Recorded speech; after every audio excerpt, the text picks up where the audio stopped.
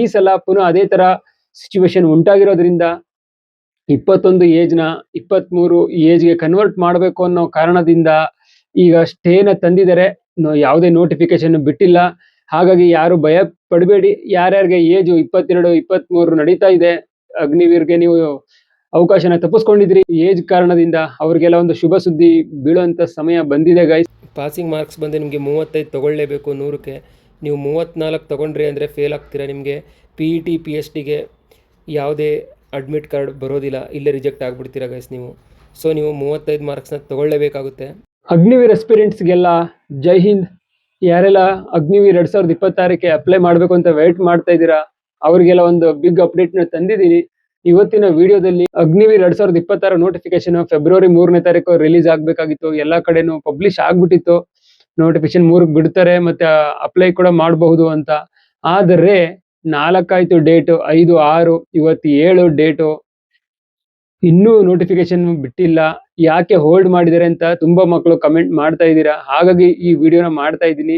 ಕೆಲವರೆಲ್ಲ ಸರ್ ಈ ಸಲ ವೇಕೆನ್ಸಿ ಬಿಡ್ತಾ ಇಲ್ವಾ, ಕ್ಯಾನ್ಸಲ್ ಮಾಡ್ಬಿಟ್ರ ಅಂತೆಲ್ಲ ಭಯ ಪಡ್ತಾ ಇದ್ದಾರೆ. ಯಾರು ಏಜ್ ಬಾರ್ಡರ್ ಇದ್ದೀರಾ ಅವರು ಯಾರು ಭಯ ಪಡೋ ಅವಶ್ಯಕತೆ ಇಲ್ಲ ಗೈಸ್. ಏನು ಪ್ರಾಬ್ಲಮ್ ಆಗಿಲ್ಲ. ಮತ್ತೆ ಏನಕ್ಕೆ ಲೇಟ್ ಆಯ್ತು ಅಂತಂದ್ರೆ ನಿಮ್ಮ ಏಜಿನ ಒಂದು ಸಮಸ್ಯೆ ಇಲ್ಲಿ ದೊಡ್ಡ ಪರಿಣಾಮನ ಬೀರ್ತಾ ಇದೆ ಇಂಡಿಯಾ ಗೌರ್ಮೆಂಟಿಗೆ. ಯಾಕೆಂದ್ರೆ ಬೇರೆ ಕಡೆಗಳೆಲ್ಲ ತುಂಬಾ ಸ್ಟ್ರೈಕ್ಗಳು ನಡೀತಾ ಇದೆ. ಏನು ಒಂದು ಅಪ್ಪರ್ ಏಜ್ ಲಿಮಿಟ್ ಇದೆ, 21 ಏಜ್ನ 23 ಮಾಡಲೇಬೇಕು ಅಂದ್ಬಿಟ್ಟು. ಮೊದಲೆಲ್ಲ ತುಂಬಾ ಧರಣಿಗಳು, ಟ್ರೈನ್ಗಳಿಗೆ ಬೆಂಕಿ ಹಚ್ಚೋದು ಈ ತರ ಎಲ್ಲ ಮಾಡಿದ್ರು. ಆದ್ರೂ ಕೂಡ ಸರ್ಕಾರ ತಲೆ ಕೆಡ್ಸ್ಕೊಂಡಿರ್ಲಿಲ್ಲ. 21 ಏಜ್ನೇ ಕನ್ಸಿಸ್ಟೆನ್ಸಿ ಆಗಿ ಮಾಡ್ಕೊಂಡು ಬಂದಿದ್ರು. ಆದ್ರೆ ಈ ಸಲ ಪುನಃ ಅದೇ ತರ ಸಿಚುವೇಶನ್ ಉಂಟಾಗಿರೋದ್ರಿಂದ 21 ಏಜ್ನ 23 ಏಜ್ಗೆ ಕನ್ವರ್ಟ್ ಮಾಡಬೇಕು ಅನ್ನೋ ಕಾರಣದಿಂದ ಈಗ ಸ್ಟೇನ ತಂದಿದ್ದಾರೆ. ಯಾವುದೇ ನೋಟಿಫಿಕೇಶನ್ ಬಿಟ್ಟಿಲ್ಲ.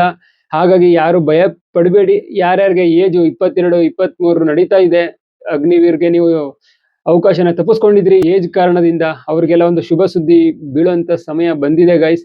ಎಲ್ಲರೂ ದೇವ್ರನ್ನ ಬೇಡ್ಕೊಳ್ಳಿ 21 ಇರೋದನ್ನ 23 ಮಾಡ್ಕೊಳ್ಳಿ ಅಂತ. ಸುಮಾರು ಮಕ್ಕಳಿಗೆ ಒಂದು ಇಂಡಿಯನ್ ಆರ್ಮಿ ಹೋಗೋದಕ್ಕೆ ಅವಕಾಶ ಸಿಗುತ್ತೆ. ಅದೇ ಕಾರಣದಿಂದ ಚರ್ಚೆ ನಡೀತಾ ಇದೆ. ಸೊ ಲೇಟ್ ಆಗ್ತಾ ಇದೆ ನಿಮ್ಗೆ ನೋಟಿಫಿಕೇಶನ್ ಬಿಡೋದು. ಇನ್ನ 2-3 ದಿನ ಆದ್ರೂ ಆಗ್ಬೋದು, 1 ವಾರ ಕೂಡ ಆದ್ರೂ ಆಗ್ಬೋದು, ಅಥವಾ ಇವತ್ತೇ ಕೂಡ ನೋಟಿಫಿಕೇಶನ್ ಬರಬಹುದು. ಏನು ಹೇಳಕ್ಕಾಗಲ್ಲ. ವೇಟ್ ಮಾಡ್ತಾ ಇರಿ. ಬಂದ ತಕ್ಷಣ ನಾನು ನಿಮ್ಗೆ ಅಪ್ಡೇಟ್ನ ಮಾಡ್ತೀನಿ. ಸೊ ಗೈಸ್, ನಿಮ್ಗೆಲ್ಲ ಶುಭ ಸುದ್ದಿ ಬರ್ತಾ ಇದೆ, ವೇಟ್ ಮಾಡ್ತಾ ಇರಿ. ಹಾಗಾಗಿ ನಾನು ಈ ವಿಡಿಯೋನ ಮಾಡ್ತಾ ಇದ್ದೀನಿ. ಯಾವ ಕ್ಷಣದಲ್ಲೂ ಬೇಕಾದ್ರೂ ಕೂಡ ನೋಟಿಫಿಕೇಶನ್ ಔಟ್ ಆಗ್ಬೋದು ಗೈಸ್. ಆಲ್ರೆಡಿ 4 ದಿನ ಆಗ್ಬಿಟ್ಟಿದೆ. 4 ದಿನದಿಂದ ಮೀಟಿಂಗ್ಗಳು ನಡೀತಾನೆ ಇದೆ. ಆರ್ಮಿ ಚೀಫ್ ಮತ್ತೆ ಸೆಂಟ್ರಲ್ ಗೌರ್ಮೆಂಟ್ ಅಲ್ಲಿ ಏನು ನಮ್ಮ ಹೋಮ್ ಮಿನಿಸ್ಟ್ರು ಮತ್ತೆ ಡಿಫೆನ್ಸ್ ಮಿನಿಸ್ಟರ್ ಇದಾರೆ, ಇವ್ರದೆಲ್ಲ ಮೀಟಿಂಗ್ಗಳು ನಡೀತಾನೆ ಇದೆ ಕಂಟಿನ್ಯೂ ಆಗಿ. ಸೊ ಈ ವಿಷಯದ ಮೇಲೆ ಚರ್ಚೆ ನಡೀತಾ ಇದೆ. ಅದು ಫೈನಲ್ ಮಾಡ್ಕೊಂಡು ಅವರು ನೋಟಿಫಿಕೇಶನ್ ಬಿಡ್ತಾರೆ. ಈ ನೋಟಿಫಿಕೇಶನ್ ತುಂಬಾ ಸ್ಪೆಷಲ್ ಆಗಿರುತ್ತೆ. ಯಾಕೆಂದ್ರೆ ಈ ನೋಟಿಫಿಕೇಶನ್ ಅಲ್ಲಿ ಎಲ್ಲರೂ ಓಪನ್ ಮಾಡಿದ ತಕ್ಷಣ ಏನ್ ನೋಡ್ತೀರಾ ಅಂದ್ರೆ ಏಜ್ ಲಿಮಿಟ್ ಎಷ್ಟು ಕೊಟ್ಟಿದ್ದಾರೆ ಅಂತ ಎಲ್ಲರೂ ಅದನ್ನೇ ನೋಡ್ತೀರಾ, ನನ್ಗೆ ಗೊತ್ತು. ಸೊ ನೋಡೋಣ ಏನಾಗುತ್ತೆ ಅಂತ. ನಾನು ಕೂಡ ಅದನ್ನೇ ಆಶಿಸ್ತಾ ಇದ್ದೀನಿ. ತುಂಬಾ ಮಕ್ಕಳಿಗೆ ಅವಕಾಶ ಸಿಗುತ್ತೆ ಮತ್ತೆ 23 ಏಜ್ ಆದ್ರೆ. ನೋಡೋಣ ಏನಾಗುತ್ತೆ ಅಂತ. ಈ ಇನ್ಫಾರ್ಮೇಶನ್ ಜೊತೆಗೆ ಇವತ್ತಿನ ವಿಡಿಯೋದಲ್ಲಿ ಗೈಸ್, ಅಗ್ನಿವೀರ್ GD ಆಗಿರ್ಬೋದು, ಟೆಕ್ನಿಕಲ್ ಆಗಿರ್ಬೋದು, ಮತ್ತೆ ಕ್ಲರ್ಕ್ ಹುದ್ದೆಗಳಾಗಿರ್ಬೋದು, ಎಲ್ಲ ಹುದ್ದೆಗಳಿಗೂ ಸಿಲೆಬಸ್, ಎಕ್ಸಾಮ್ ಸಿಲೆಬಸ್ ನಿಮ್ಗೋಸ್ಕರ ಈ ವಿಡಿಯೋದಲ್ಲಿ ತಂದಿದ್ದೀನಿ. ಯಾವ್ಯಾವ ರೀತಿ ಸಿಲೆಬಸ್ ಇರುತ್ತೆ, ಎಕ್ಸಾಮ್ ಪ್ಯಾಟರ್ನ್ ಯಾವ ತರ ಆಗುತ್ತೆ, ಮತ್ತೆ ಎಷ್ಟು ನೆಗೆಟಿವ್ ಮಾರ್ಕ್ಸ್ ಇರುತ್ತೆ, ಯಾವ ತರ ನೀವು ಎಕ್ಸಾಮ್ಗೆ ಪ್ರಿಪೇರ್ ಆಗ್ಬೇಕು ಅನ್ನೋ ಪ್ರತಿಯೊಂದು ಡೀಟೇಲ್ಸ್ ನ ತಂದಿದ್ದೀನಿ. ಹಾಗಾಗಿ ವಿಡಿಯೋನ ಸ್ಕಿಪ್ ಮಾಡದೆ ಕೊನೆವರೆಗೂ ವಿಡಿಯೋನ ನೋಡಿ. ಮತ್ತೆ ಯಾರೆಲ್ಲ ಚಾನಲ್ ನ ಫಸ್ಟ್ ಟೈಮ್ ವಿಸಿಟ್ ಮಾಡ್ತಾ ಇದ್ದೀರಾ ಅವರು ಚಾನಲ್ ನ ಸಬ್ಸ್ಕ್ರೈಬ್ ಮಾಡ್ಕೊಂಡು ಬೆಲ್ ಐಕನ್ ಕ್ಲಿಕ್ ಮಾಡಿ. ನಿಮ್ಗೆ time to time useful information ನ ಕೊಡ್ತಾ ಇರ್ತೀನಿ. ಬನ್ನಿ ಇವಾಗ ವಿಡಿಯೋನ ಸ್ಟಾರ್ಟ್ ಮಾಡೋಣ.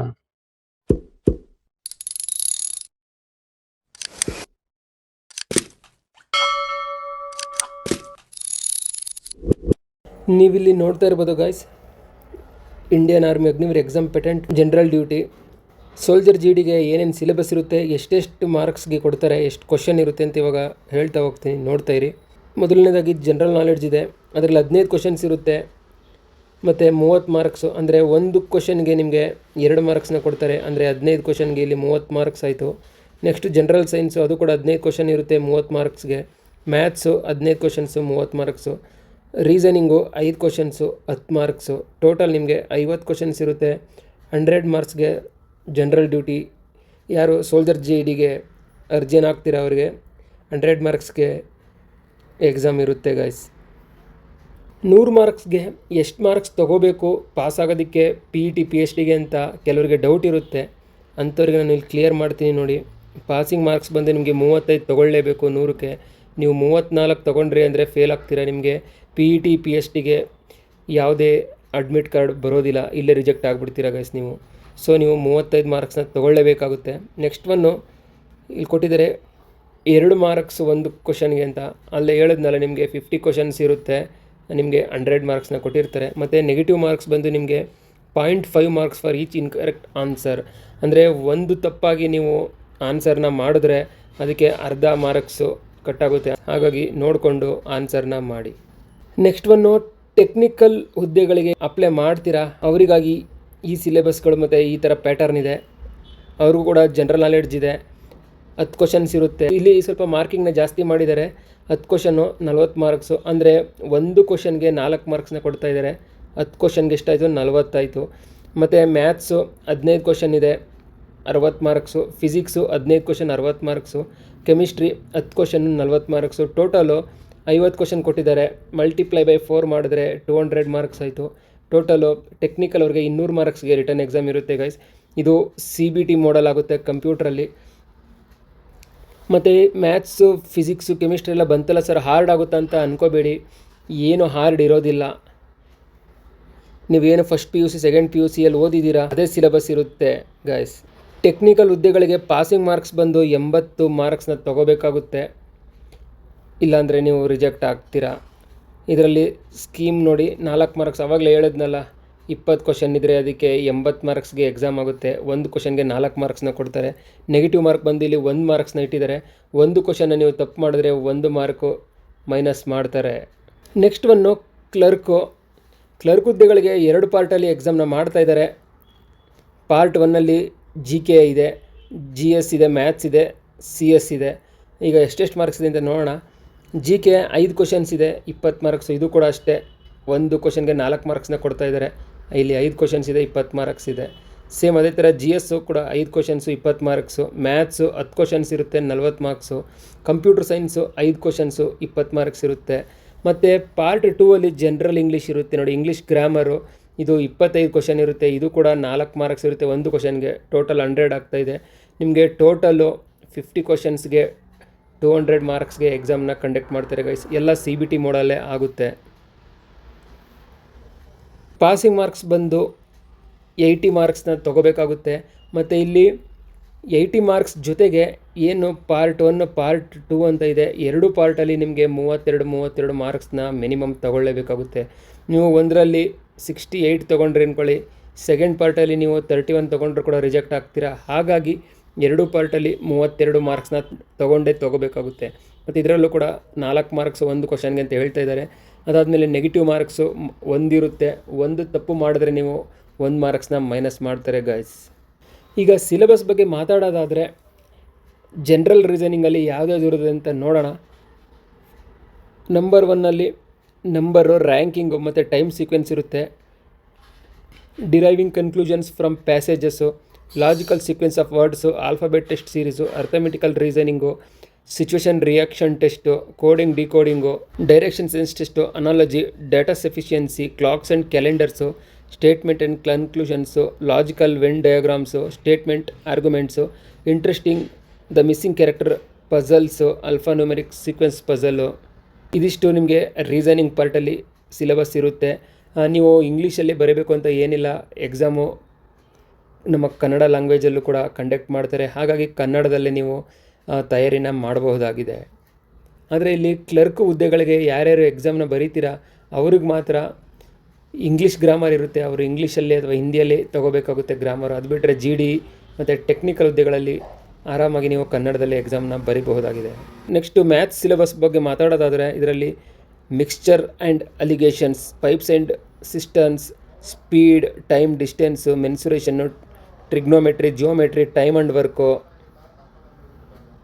probability, HCF and LCM, algebraic expressions and inequalities, average, percentage, profit and loss, number system, speed, distance and time, simple compound interest, ratio and proportion, partnership, data interpretation, number series. ಇದಿಷ್ಟು ನಿಮಗೆ maths ಅಲ್ಲಿ ಇರುತ್ತೆ guys. Next ಒಂದು general awareness ನೋಡೋದಾದರೆ abbreviations ಇರುತ್ತೆ, science ಇರುತ್ತೆ. ಸೈನ್ಸಲ್ಲಿ ನಿಮಗೆ ಇನ್ವೆಷನ್ಸ್ ಆ್ಯಂಡ್ ಡಿಸ್ಕವರೀಸ್ ಇರುತ್ತೆ, ಕರೆಂಟ್ ಇಂಪಾರ್ಟೆಂಟ್ ಇವೆಂಟ್ಸ್ ಇರುತ್ತೆ, current affairs, national international, awards and honours, important financial, economic news, banking news, Indian constitution, books and authors, important days, history, sports, terminology, geography, solar system, Indian states and capitals, countries and currencies. ಇದಿಷ್ಟು ನಿಮಗೆ general awareness syllabus ಆಗಿರುತ್ತೆ. Next ಒಂದು general science ಬಗ್ಗೆ ಚರ್ಚೆ ಮಾಡೋದಾದರೆ ಅದಕ್ಕೆ ನೀವು ಯಾವುದೇ ಎಕ್ಸ್ಟ್ರಾ ಸಿಲೆಬಸ್ ಓದ್ಕೊಳ್ಳೋ ಅವಶ್ಯಕತೆ ಇಲ್ಲ. 10ನೇ ಕ್ಲಾಸು ಮತ್ತು ಏನು ಸೆಕೆಂಡ್ PU ಫಸ್ಟ್ PU ಕ್ಲಾಸಸ್ದು ಬಯಾಲಜಿ, ಕೆಮಿಸ್ಟ್ರಿ, ಫಿಸಿಕ್ಸು ಇದು ಮೂರನ್ನ ನೀವು ಪ್ರಾಕ್ಟೀಸ್ ಮಾಡಿದ್ರೆ ಸಾಕು. ಈ ಜನರಲ್ ಸೈನ್ಸ್ ಸಬ್ಜೆಕ್ಟ್ಗಳನ್ನ ಆರಾಮಾಗಿ ನೀವು ಕ್ಲಿಯರ್ ಮಾಡ್ಬೋದಾಗಿದೆ ಗಾಯ್ಸ್. ನೋಡಿದ್ರಲ್ಲ ಗಾಯ್ಸ್, ಇದಿಷ್ಟು ಇವತ್ತಿನ ಇನ್ಫಾರ್ಮೇಶನ್ ಆಗಿತ್ತು. ಇವಾಗ ನಿಮಗೆ ಕ್ಲಿಯರ್ ಆಗಿರುತ್ತೆ ಅನ್ಕೋತೀನಿ.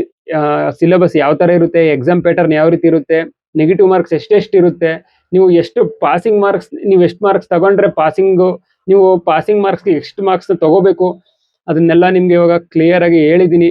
ವಿಡಿಯೋ ಇಷ್ಟ ಆಗಿದ್ರೆ ವಿಡಿಯೋನ ಲೈಕ್ ಮಾಡಿ, ಮತ್ತು ಆದಷ್ಟು ಎಲ್ಲ ಮಕ್ಕಳಿಗೂ ಕಮೆಂಟ್ ಮಾಡಿ, ಆದಷ್ಟು ಎಲ್ಲ ಮಕ್ಕಳಿಗೂ ಶೇರ್ ಮಾಡಿ. ಏನಾದರೂ ಡೌಟ್ಸ್ ಇದ್ರೆ ಕಮೆಂಟ್ ಮಾಡಿ, ಖಂಡಿತ ರಿಪ್ಲೈ ಮಾಡ್ತೀನಿ. ಮತ್ತೆ ಗೈಸ್, ವಿಡಿಯೋ ನೋಡಿ ಲೈಕ್ ಮಾಡೋದ್ರ ಜೊತೆಗೆ ಹೈಪ್ ಕೂಡ ಇದೆ, ಹೈಪ್ ಆಪ್ಷನ್ ಕೊಡಿ. ಹೈಪ್ ಆಪ್ಷನ್ ಕೊಡೋದ್ರಿಂದ ಏನು ಬೆನಿಫಿಟ್ ಆಗುತ್ತೆ ಅಂದರೆ ಈ ವಿಡಿಯೋಗೆ ಜಾಸ್ತಿ ವ್ಯೂಸ್ ಬರುತ್ತೆ, ಮತ್ತೆ ಜಾಸ್ತಿ ವೈರಲ್ ಆಗುತ್ತೆ. ವೈರಲ್ ಆಗೋದ್ರಿಂದ ಎಲ್ಲ ಮಕ್ಕಳಿಗೂ ವಿಡಿಯೋ ಶೇರ್ ಆಗುತ್ತೆ. ಹಾಗಾಗಿ ಎಲ್ಲರೂ ವಿಡಿಯೋನ ಲೈಕ್ ಮಾಡಿಬಿಟ್ಟು ಅದ್ರ ಜೊತೆಗೆ ಹೈಪ್ ಆಪ್ಷನ್ ಇದೆ, ಹೈಪ್ನ ಕೊಡೋದನ್ನ ಮರಿಬೇಡಿ ಗೈಸ್. ಯಾರೆಲ್ಲ ಏಜ್ 21 ಕ್ರಾಸ್ ಆಗಿದೆ, ವೆಯ್ಟ್ ಮಾಡ್ತಾ ಇದ್ದೀರಾ, ಇನ್ನೊಂದು ಸ್ವಲ್ಪ ದಿನ ವೆಯ್ಟ್ ಮಾಡಿ. ನೀವು ಕೂಡ ತಯಾರಿನ ಶುರು ಹಚ್ಕೊಳ್ಳಿ. ಇವಾಗ ನಿಮಗೂ ಕೂಡ ಒಂದು ಸಿಹಿ ಸುದ್ದಿ ಬರುತ್ತೆ. 100% ನಿಮಗೆ ಈ ಸಲ ಮಾಡೇ ಮಾಡ್ತಾರೆ. ಒಂದು ಸೆಂಟ್ರಲ್ ಗೌರ್ಮೆಂಟ್ ಲೆವೆಲಲ್ಲಿ ಚರ್ಚೆಗಳು ನಡೀತಾ ಇದೆ, ಮಾಡಲೇಬೇಕು ಅಂತ. 23 ಮಾಡಿದ್ರೆ ಎಲ್ಲ ಮಕ್ಕಳಿಗೂ ತುಂಬ ಯೂಸ್ ಆಗುತ್ತೆ. ನೋಡೋಣ ಏನಾಗುತ್ತೆ ಅಂತ. ಅಲ್ಲಿವರೆಗೂ ವೆಯ್ಟ್ ಮಾಡ್ತಾ ಇರಿ. ಮತ್ತೆ ಬರ್ತೀನಿ ನೆಕ್ಸ್ಟ್ ಅಪ್ಡೇಟ್ನೊಂದಿಗೆ. ಅಲ್ಲಿವರೆಗೂ ಬಾಯ್ ಬಾಯ್, ಟೇಕ್ ಕೇರ್, ಜೈ ಹಿಂದ್.